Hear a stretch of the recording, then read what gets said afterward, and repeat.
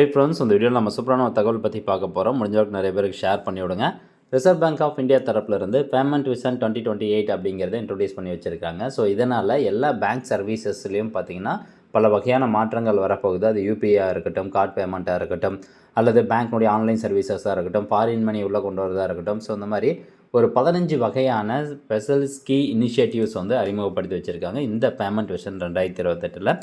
So இந்த PDF copy நம்ம Telegram சேனலில் வந்து கொடுத்துருக்கோம். டெலகிராம் சேனலுடைய லிங்க்கு இந்த வீடியோனுடைய டிஸ்கிரிப்ஷனில் இருக்குது. தேவைப்படுறவங்க இந்த காப்பி வேணுன்னா நீங்கள் டவுன்லோட் பண்ணி பார்த்துக்கோங்க. இதை நான் அப்படியே தமிழில் கன்வெர்ட் பண்ணி வச்சுருக்கேன். ஸோ இதில் சொல்லிக்கக்கூடிய அந்த 15 வகையான ஸ்பெஷல் இனிஷியேட்டிவ்ஸ் என்ன அப்படிங்கிறது தான் நம்ம இந்த வீடியோவில் வந்து பார்க்க போகிறோம். ஸோ கண்டிப்பாக எல்லோரும் தெரிஞ்சுக்க வேண்டிய தகவல். நீங்கள் தெரிஞ்சுட்டு நிறைய பேருக்கு வந்து ஷேர் பண்ணி விடுங்க. அதாவது இந்த பேமெண்ட் விஷன் 2028 கொண்டு வந்ததுக்கான ரீசன் பார்த்தீங்கன்னா 4 E's அப்படின்னு சொல்லியிருக்காங்க. Every one, everywhere, every time. அனைவருக்கும், எல்லா இடங்களிலும், எல்லா நேரங்களிலும் அப்படிங்கிற ஒரு மைய கருத்தை மையமாக வச்சு இந்த ஒரு ஸ்கீம் வந்து கொண்டு வந்திருக்கிறாங்க. ஸோ அந்த 15 வகையான கீ இனிஷியேட்டிவ்ஸில் ஃபஸ்ட்டு நம்ம பார்க்க போகிறது என்னென்னா வங்கி கணக்கு பெயர்வு திறன். அதாவது பேங்க் அக்கௌண்ட் போர்ட்டபிலிட்டி அப்படின்னு சொல்கிறாங்க. பேமெண்ட் சுவிட்சிங் சர்வீஸ் அப்படிங்கிற ஒரு புதிய வசதி அறிமுகப்படுத்த போகிறாங்க. ஸோ இதன் மூலம் பார்த்திங்கன்னா ஒரு வாடிக்கையாளர் தனது வங்கி கணக்கை ஒரு வங்கியிலிருந்து மற்றொரு வங்கிக்கு மாற்றும்போது பழைய கணக்கில் உள்ள சம்பளம், இஎம்ஐ மற்றும் மின்சார கட்டணம் போன்ற தானியங்கி பண பரிமாற்ற விவரங்கள் எவ்வித தடையுமின்றி புதிய வங்கிக்கு தானாகவே மாற்றப்படும். இப்போ நீங்கள் ஒரு அக்கௌண்ட்லேருந்து இன்னொரு அக்கௌண்ட் வந்து ட்ரான்ஸ்ஃபர் பண்ணலாம். பட் அதில் இருக்கக்கூடிய இஎம்ஐ லோன் கட்டிட்டு இருக்கிறதாகட்டும், அல்லது ஒரு இபி பில் பேமெண்ட் செலுத்துறீங்களா இருக்கட்டும், அல்லது இப்போ அது வந்து ஒரு சேலரி அக்கௌண்ட்டாக இருக்குது அப்படின்னா நீங்கள் புதுசாக இன்னொரு பேங்க்குக்கு நீங்கள் மாற்றும்போது அது அப்படியே சேலரி அக்கௌண்ட்டாக மாறிக்கும் அப்படின்னு சொல்கிறாங்க. இது சூப்பரான ஒரு சர்வீஸு, பேமெண்ட் சுவிட்சிங் சர்வீஸ் அப்படிங்கிறத கொண்டு வராங்க. ரெண்டாவதாக பகிர்வு பொறுப்பு மாதிரி அப்படின்னு சொல்கிறாங்க. Shared liability frame work. இது ஒரு சூப்பரான ஒரு அப்டேட் அப்படின்னு சொல்லலாம். அதாவது இது பயனர்களுக்கு மிகப்பெரிய நிம்மதியை தரும் அம்சம். தற்போது யூபிஐ மோசடி நடந்தால் வாடிக்கையாளரின் வங்கி மட்டுமே பொறுப்பேற்கிறது. ஆனால் புதிய விதியின்படி என்ன சொல்கிறாங்கன்னா பணம் அனுப்பும் வங்கி சென்டர் பேங்க் மற்றும் பணம் பெறும் வங்கி பெனிஃபிஷரி பேங்க் ஆகிய இரண்டுமே அந்த பரிவர்த்தனைக்கு பொறுப்பேற்க வேண்டும் அப்படிங்கிறது தான். அதே மாதிரி மோசடி செய்பவரின் கணக்கு இருக்கும் வங்கி அந்த பணத்தை முடக்க தவறினால் அதற்கு அந்த வங்கி அபராதம் செலுத்த வேண்டியிருக்கும். ஸோ இப்போது நம்ம வந்து ஒரு பேமெண்ட் பண்ணுறோம், ஒரு ரிசீவர் வந்து தப்பாக வந்து பண்ணிட்டோம், இல்லை ஒரு ஃப்ராடாக வந்து நம்ம அக்கௌண்ட் வந்து பணம் எடுத்துட்டாங்க அப்படின்னா அதுக்கப்புறம் நம்ம எந்த பேங்க்கில் அக்கௌண்ட் வச்சுருக்கோமோ அவங்க மட்டும் தான் டிஸ்கஸ் பண்ணிக்குவோம். ஆனால் இதுக்கப்புறமா அந்த பணத்தை ரிசீவ் பண்ணுறாங்க பார்த்திங்களா, அந்த பேங்க்கு தான் பொறுப்பேற்கணும் அப்படின்னு சொல்லியிருக்கிறாங்க. ஓகே, அடுத்ததாக அனைத்து டிஜிட்டல் பரிவர்த்தனைகளும் ஆன் ஆஃப் வசதி. இப்போது நம்ம இன்டர்நெட் பேங்கிங்கில் வந்து போய் பார்த்திங்கன்னா நம்ம ஏடிஎம் வித்ட்ராவலினுடைய லிமிட்டை செட் பண்ணலாம், கார்டு பேமெண்ட் வந்து ஆன் ஆஃப் பண்ணிக்கலாம், இ-காமர்ஸ் வந்து ஆன் ஆஃப் பண்ணிக்கலாம். ஸோ அந்த வகையில் தற்போது கிரெடிட் மற்றும் டெபிட் கார்டுகளில் உள்ள சுவிட்ச் ஆன் ஆஃப் வசதி இனி அனைத்து வகையான டிஜிட்டல் பண பரிமாற்ற முறைகளுக்கும் யூபிஐ உட்பட கொண்டு வரப்படும் அப்படின்னு சொல்கிறாங்க. இதன் மூலம் பயனர் தனக்கு தேவையில்லாத போது அந்த சேவையை தற்காலிகமாக முடக்கி வைக்கலாம். இது எதுக்காக கொண்டு வராங்க அப்படின்னா, இப்போ நம்ம எல்லா பேங்க் அக்கௌண்ட்லேயும் வந்து யூபிஐ ஐடி போட்டு லிங்க் பண்ணி வச்சிடுறோம். ஸோ இப்போ நம்ம வெளியூருக்கு வந்து போகிறோம் அப்படின்னு வச்சுக்கோங்களேன், அந்த யூபிஐ நம்ம ஆஃப் பண்ணிட்டோம் அப்படின்னா அந்த யூபிஐ மூலமாக யாருமே ஸ்கேன் பண்ணி பணம் பே பண்ண முடியாது. மறுபடியும் நம்மளுக்கு எப்போ தேவையோ அப்போ மட்டும் அந்த சர்வீசஸை எனேபிள் பண்ணி வச்சுக்கலாம் அப்படிங்கிற ஒரு புதிய வசதி வந்து கொண்டு வர போகிறாங்க. அப்புறம் எம்எஸ்எம்இகளுக்கு, அதாவது சிறு குறு மற்றும் நடுத்தர நிறுவனங்கள் தங்களுக்கு வரவேண்டிய பாக்கிகளை எளிதாக பெறுவதற்கு டிஆர்இடிஎஸ் தளத்தில் ஒரு ஒருங்கிணைந்த கட்டமைப்பு உருவாக்கப்படும் அப்படின்னு சொல்கிறாங்க. இப்போ நீங்கள் சிறு குறு மற்றும் நடுத்தர நிறுவனங்கள் இருக்கீங்க அப்படின்னா இந்த டிஆர்இடிஎஸ் வந்து கொண்டு வர போகிறதா சொல்லியிருக்காங்க. சர்வதேச பணம் பரிமாற்றம், இப்போ ஃபாரினில் இருக்கவங்க அல்லது இங்கேருந்து ஃபாரின் பணம் அனுப்புகிறவங்க கிராஸ் பார்டர் பேமெண்ட்ஸ் முறை வந்து கொண்டு வராங்க. வெளிநாட்டு பண பரிமாற்ற சேவைகளை வழங்கும் நிறுவனங்கள் எளிதாக அனுமதி பெற ஒற்றை சாளர முறை சிங்கிள் விண்டோ போர்ட்டல் கொண்டு வரப்படும் சொல்கிறாங்க. அதே மாதிரி இந்தியாவுக்கு வெளியிலிருந்து வரும் மற்றும் வெளிநாடுகளுக்கு அனுப்பப்படும் பண பரிமாற்றங்களை இன்னும் வேகமாகவும் மலிவாகவும் எளிதாகவும் மாற்றுவதற்கான முயற்சிகள் மேற்கொள்ளப்படும். இது பாருங்கள், 6வது தான் செமையான ஒரு அப்டேட்டு, எலக்ட்ரானிக் செக்.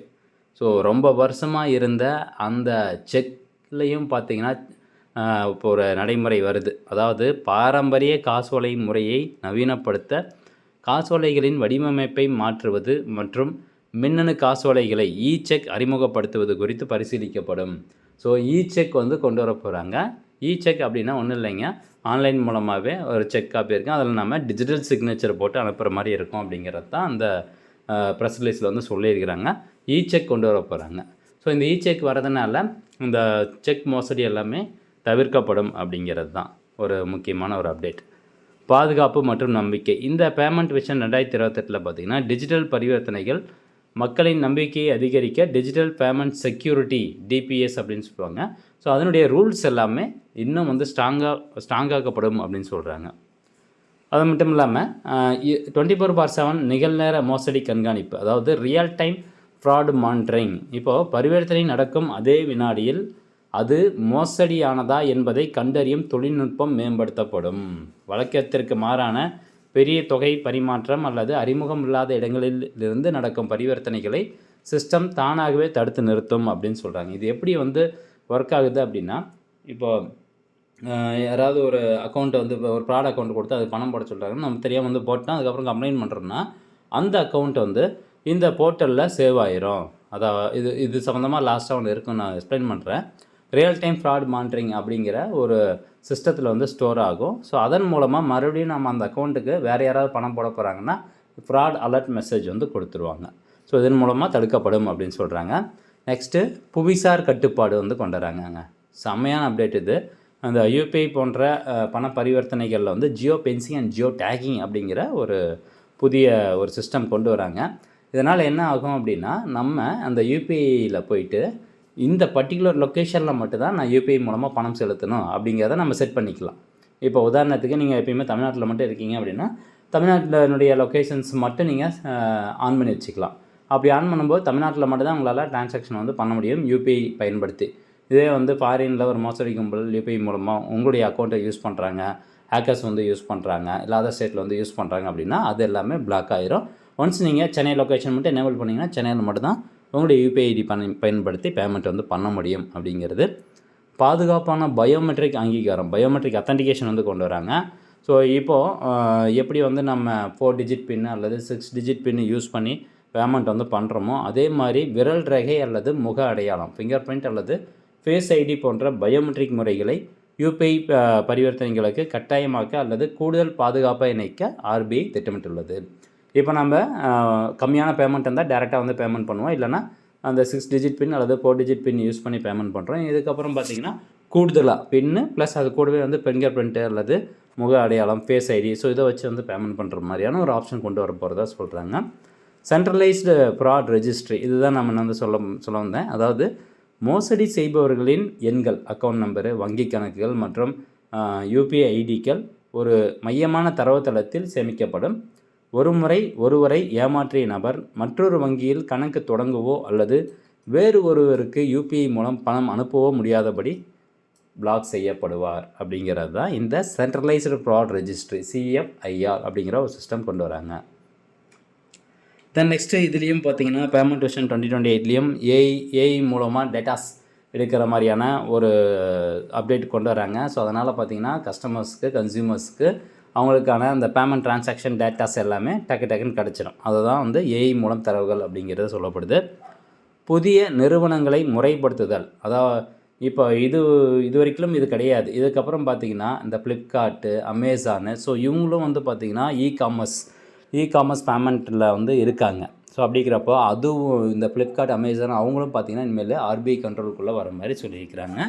அங்கே பாருங்கள், இ-காமர்ஸ் தளங்கள் மற்றும் பண பரிமாற்றத்தில் முக்கிய பங்கு வகிக்கும் பிற நிறுவனங்களையும் ரிசர்வ் வங்கியின் நேரடி கண்காணிப்பின் கீழ் கொண்டு வருவது குறித்து ஆலோசிக்கப்படும். ஸோ இந்த மாதிரி நிறைய இனிஷியேட்டிவ்ஸ் வந்து இந்த பேமெண்ட் விஷன் 2028 சொல்லியிருக்கிறாங்க. இதெல்லாம் நடைமுறைக்கு வரும்போது மக்களுக்கு ரொம்ப பயன்பாடாக இருக்கும் அப்படின்னு எதிர்பார்க்கலாம். ஸோ அப்டேட் வந்துருச்சு, கூடிய விரைவில் அது நடைமுறைக்கு வரும். இந்த பேமெண்ட் விஷன் அப்படிங்கிறது கடந்த 2021 வந்து இருக்குது. பேமெண்ட் விஷன் 2025 இருக்குது, பேமெண்ட் விஷன் 2022 இருக்குது.